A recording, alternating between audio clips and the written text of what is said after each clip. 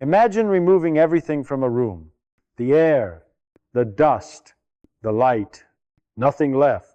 What remains feels obvious. Empty space. Nothing. But here is the unsettling truth. That emptiness has never been empty. Not for a single moment. Even when all matter is removed, even when no particles remain, space itself does not become silent or inactive. Something is still happening there, constantly.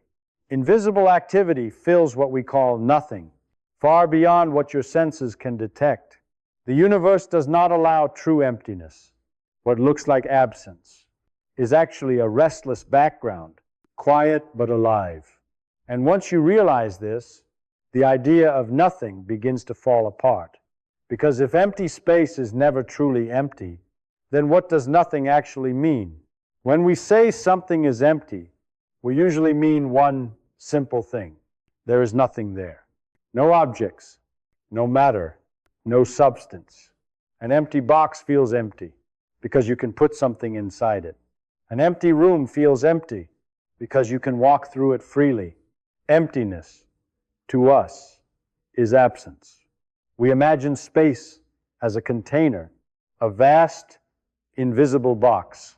That only becomes interesting when something occupies it. Take everything out, and what remains seems irrelevant. Just background, just nothing. Even in science, this intuition feels natural. We talk about vacuum, about regions of space with no particles, no atoms, no light. And it's tempting to think that once matter is removed, nothing meaningful remains. Space becomes passive, inactive, a silent stage waiting for something to happen. This way of thinking feels so reasonable that we rarely question it. After all, if you can't see it, touch it, or measure anything inside it, what reason do you have to believe there's something there at all? So empty space becomes shorthand for the complete absence of activity. No change, no motion, no energy. Just a blank gap between things that matter. But this idea of emptiness comes entirely from human intuition. It is shaped by everyday experience, by boxes, rooms, containers, and gaps. It assumes that space itself is nothing more than a place where things happen, a neutral backdrop. And as long as we stay at familiar scales, that assumption seems to work perfectly well. The problem is that the universe does not operate at our scale. And when we look more carefully, the idea of space as nothing starts to quietly break down. Here is where intuition begins to fail. Imagine creating a perfect vacuum. No air, no dust, no atoms, no light. By every everyday definition, this space should be completely inactive. Nothing to move, nothing to vibrate, nothing to change. But when physicists examine empty space closely, they find something unexpected. Activity. Even in the absence of matter, space refuses to sit quietly. At the smallest scales, fields still exist, and those fields do not remain calm. They fluctuate. Brief bursts of energy appear and disappear, not because something causes them, but because the structure of reality allows it. Empty space is restless. It is filled with tiny, unavoidable variations, too small to see, too fast to isolate, but always present. This activity is not noise layered on top of emptiness. It is part of what emptiness is. If space were truly nothing, there would be nothing there to fluctuate at all. But measurements tell a different story. The vacuum has properties. It can be affected. It can influence matter nearby. Two objects placed close together in empty space can feel a force between them, not because something is passing through the gap, but because the space itself is doing something. This is deeply unsettling, because it means that even when you remove everything, you do not reach nothing. You reach a different kind of something, a background that cannot be turned off, a baseline of activity that remains. even when the universe appears empty. So the question shifts. Empty space is not silent, but if it is not nothing, then what exactly is it? Let's try a different way of seeing this. Imagine a region of space so empty that nothing familiar remains. No atoms, no light, no radiation, just space. Now imagine you could pause time and step inside that region. At first, it feels like nothing is happening. There is no sound, no movement, no visible change. But look closer, not with your eyes, with the idea of scale. Zoom in beyond what your senses can perceive. What you find is not stillness. You find constant fluctuation. The fields that exist everywhere in the universe do not shut off when matter disappears. They continue to ripple, to shift, to momentarily concentrate energy, and then release it again. These fluctuations are not rare accidents. They are built into the structure of space itself. Even when space looks empty, it is not a flat, featureless void.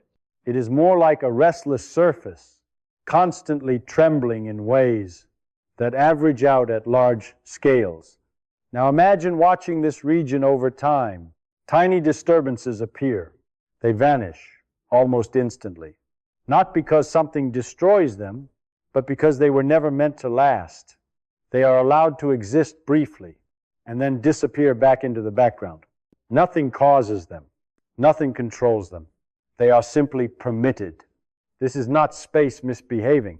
This is space doing exactly what it naturally does. The reason you don't notice this activity is not because it isn't there. It's because it doesn't leave lasting traces. At scales you can detect. Your experience of emptiness is the result of motion that cancels itself out. Just as the vibrations inside a solid object average into stillness, the activity inside empty space averages into silence. But silence does not mean absence. It means balance, a dynamic balance that never fully settles. So when we say empty space, what we really mean is this: a region where nothing remains stable long enough to become a thing, but activity never stops. Space does not wait for matter to arrive before it becomes real. It is already doing something, always. And once you see this, the vacuum stops feeling like nothing at all. It starts to feel like a foundation, quiet, invisible, but undeniably alive. At this point, the word space starts to feel misleading, because what we've been describing does not behave like an empty container. It behaves like something that exists on its own. Space is not just where things are. It has structure. It has properties. It responds. When matter enters space, it does not move through a passive void. It interacts with something already there. This is why empty space can affect objects, even when nothing seems to be present between them. The vacuum can influence motion. It can shift energy levels. It can shape how particles behave. If space were truly nothing, none of this would be possible. Nothing cannot fluctuate. Nothing cannot store energy. Nothing cannot push back. And yet space does all of these things. This forces a quiet redefinition. Space is not the absence of reality. It is part of reality, not an object, but not nothing either. It is more like a background field, a continuous presence that everything else emerges within. Matter does not sit inside space the way furniture sits inside a room. Matter is a pattern that forms within this underlying structure. Remove the pattern, and the structure remains. This is why empty space still feels active when we look closely enough. We are not seeing leftover noise. We are seeing space itself. And that realization is unsettling because it removes the last place where nothing was supposed to exist. If space is something, then the universe has no true gaps, no blank areas, no complete absences. Even the emptiest regions are still participating in reality. But here's where physics becomes careful. It can describe how space behaves. It can measure its effects. It can predict its influence. But when asked why space exists at all, or why it has these properties, physics falls silent. It gives descriptions, not reasons, which leaves us with an uncomfortable thought. If space is not nothing, and never was, then nothing may not be a physical concept at all. It may be something we invented to describe the limits of our perception. At this point, a strange conclusion starts to form. Nothing may not be something. The universe actually allows. Everywhere we look, even where we expect absence, we find structure, activity, potential, change. The idea of nothingness feels obvious to us because our language demands it. We divide the world into categories: something and nothing, presence and absence, existence and non-existence. But nature does not seem to follow this division. When we remove matter, space remains. When we remove particles, fields remain. When we remove energy as much as possible, fluctuations remain. Each time we try to reach nothing, the universe leaves something behind. This suggests that nothingness may be a human concept, not a physical one, a placeholder for the point where our explanations stop. In everyday life, this works well enough. An empty room feels empty because nothing interacts with us there. But at deeper levels, reality does not disappear just because we are no longer aware of it. The universe does not create gaps simply because we expect them. It is continuous, connected, reluctant to allow complete absence. And this has a quiet implication. If nothing does not exist as a physical state, then existence may not need a cause in the way we imagine. Perhaps the question is not, why is there something instead of nothing? But rather, why did we ever expect nothing to be an option at all? This is not a conclusion physics can prove. It is a boundary it points toward and then stops. Because beyond this point, the question is no longer about equations. It is about how we choose to describe reality itself. So empty space is not empty, not because the universe is crowded and not because matter is hiding somewhere unseen, but because reality does not collapse into absence when we remove things. Something always remains. A structure, a background, a quiet activity that never fully stops. What we call nothing may simply be the point where our senses and language fail, a name we give to what we do not interact with. But the universe does not seem to recognize that name.